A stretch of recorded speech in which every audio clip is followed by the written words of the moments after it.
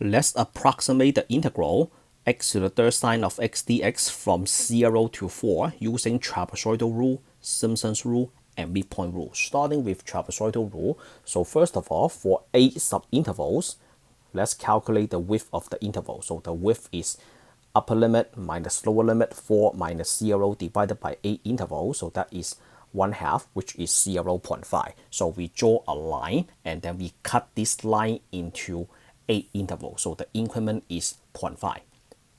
0 plus 0.5, that is 0.5. 0.5 plus 0.5 is 1, and then 1.5, 2, 2.5, 3, 3.5. And the last one is 4. The coefficient pattern of the trapezoidal rule is starts at 1, ends at 1, and then all 2 in the middle. So we have 1 and then 1, right? And then between the two ones, we have all 2. So 1, 2, 3, 4, 5, 6, and then 7, right? So do we have, so 1, 2, 3, 4, 5, 6, 7, 8, 9. 1, 2, 3, 4, 5, 6, 7, 8, 9. All right, so we have all the coefficient patterns down.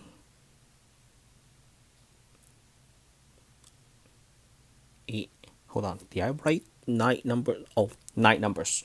So 1, 2, 3, 4, 5, 6, 7, 8, 9. Okay, so T8, trapezoidal rule, 8 subintervals. We start at 0.5 and then we have to divide it by 2. The divided by 2 is came from the average of the left sum and the right sum. So when you take the left sum plus the right sum divided by 2, so that's how the 2, that's where the 2 came from in the denominator. And then f of 0, so follow the coefficient pattern, 1 times f of 0 plus 2 times f of 0.5, and then 2 times f of 1, and then 2 times f of 2, and then 2 times 1, that was not 2, that is supposed to be 1.5, 1.5, and then 2 times f of 2, and then 2 times f of 2.5, and then 2 times f of 3, and then 2 times f of 3.5, and then the last one is 1 times f of 4. All right, make sure we have all the numbers down, 0, 0.5, 1, 0.52, 0.53, 0.5, and 4. All right, and then we how do we find f of 0? So f of x, so let me do this in a different color.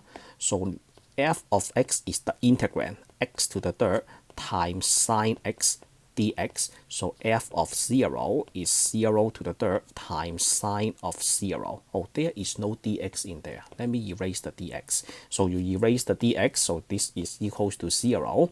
And then for 0.5, you would like to use the radian mode. So use the radian mode. You use the degree mode only when you solve application problem. So f of 0.5, that is equals to 0.5 raised to the third power times sine of 0.5, and this one keeping 6 decimal places. Usually in this type of problem, in an approximation problem, you have to use many decimal places. So 6 decimal places means you have to keep 6 numbers on the right hand side of the decimal point. So that is equals to 0.059928 if you keep 6 decimal places. Now, the next question is, do I need to do this for every single f? What if I have 18 intervals? Then that will be a lot to a lot to type and a lot to write, right? So allow me to simplify this process for you using a graphing calculator. So the graphing calculator you see on the left is a graphing calculator I installed on my iPad, but when you look at your own graphing calculator, they don't look exactly the same, right? That's right. This one is not from TI. I spent $5 to buy this. I think it's called Graphing Calculator Pro. I spent $5 to buy this from the App Store. The functions are pretty much exactly the same as your TI graphing calculator. So where do you input the function? You input the function, first you press the y equal. Okay, so you press the y equal key. That is right above the second key all the way to the upper left hand corner. So you press y equal and then you input the function. Before you do that, make sure you don't have any other function on this screen.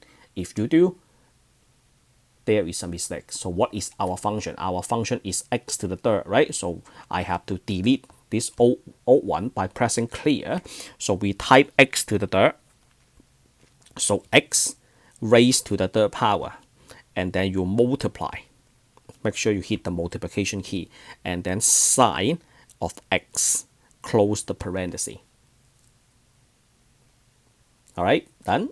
And then second of all, make sure the mode is in radian mode. So do you see that on the right hand side of the second key, there is a mode key. So you hit the mode and then you make sure the angle is in radian. So in my calculator, the angle is in radian, not in degree. And then how do you quit? Do you see that there is a word quit right above the mode? So all you have to do is you hit second mode to quit. So second mode to quit, that means you want to go back to the home screen. And then you press Y equal again to see the function window. And then next we have to set up our table. So we have to press second and then you press window to do the table setup, because there is a table setup word right above the window key. So second window. This starts at 0. So you clear the 1 and then you hit 0. And then the increment is 0.5. Do not touch the rest of the stuff. And then to see the table value, you go to second graph. And then all the table values are there. So all you have to do is you drop that down on your paper. So let me return to the problem. So we have 0.5 divided by 2, and then f of 0 is 0, and then f of 0.5, you keep 6 decimal places, that is 0.059928. And I know it is very easy to miss a number. So if you miss a number, the final answer might be a little bit off. And then plus 2 times f of 1, that is 0.841471, and then 2 times f of 1.5, that is 3.3665 46. And then the next one is 7 point, right? So 2 times 7.27 43 79. And then we need more, so just hit the down arrow. So the 2.5 is 9.35 1127, and then the next one is 3.81, so 3.8102 40, and then the next one is negative. Can the number be negative? Yes, that means the point is below the x-axis. So that means the area of the rectangle is below the x-axis, so the area is negative because the height of the rectangle is negative. The negative came from the negative y value below the x-axis. So negative 15.03, 9831. And then the last one is the negative 48, right? So the coefficient is 1, so negative 48.43, 5360. And then overall, so you add them up, so that is approximately equal to negative 7.27 6910. So this is the area under the curve. What does that represent? This is what this equals to. Integral from 0.24 x to the third sine of x dx. So the area is approximately equals to that using trapezoidal rule. And then the next one I would like to discuss is the Simpson's rule. So for Simpson's rule, let me go back and grab my number line. So this is the number line I need for my Simpson's rule. So I'm going to copy that. And then I'm going to write Simpson's rule using red.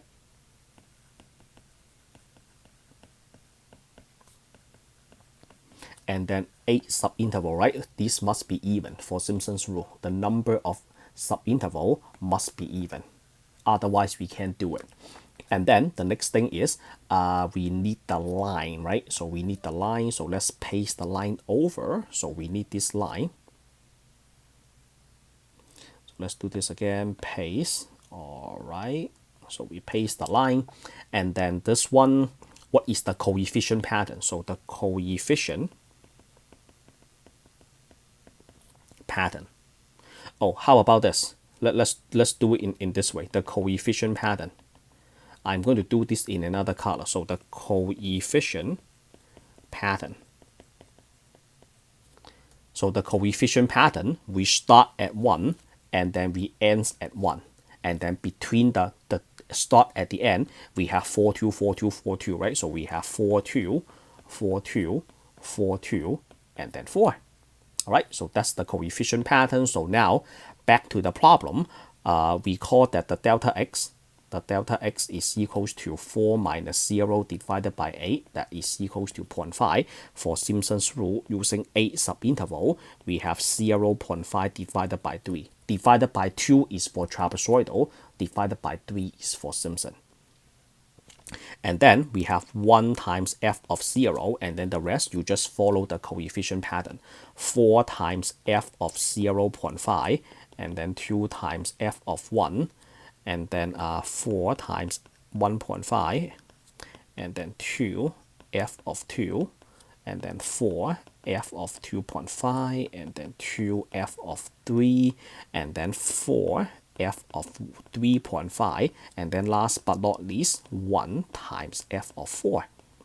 And then this one, you already have all the coefficient, all the function evaluation down, right? So this one you don't need to do it again, everything is there.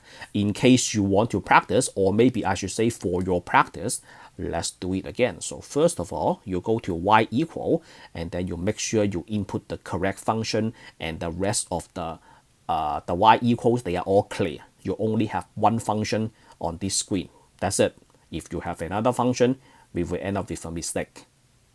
Okay, and then you go to second window to set up the table. So according to the number line, we start at 0. The increment is 0.5. So you hit 0 on the table start, and the increment is 0.5. Do not touch the rest of the stuff. And then you go to second, and then you hit the graph key to get all the numbers. All right. So this is equals to 0.8 divided by 3. And then the first one is 0, and then plus 4 times 0.059928, and then f of 1, so that is 2 times 0.841471.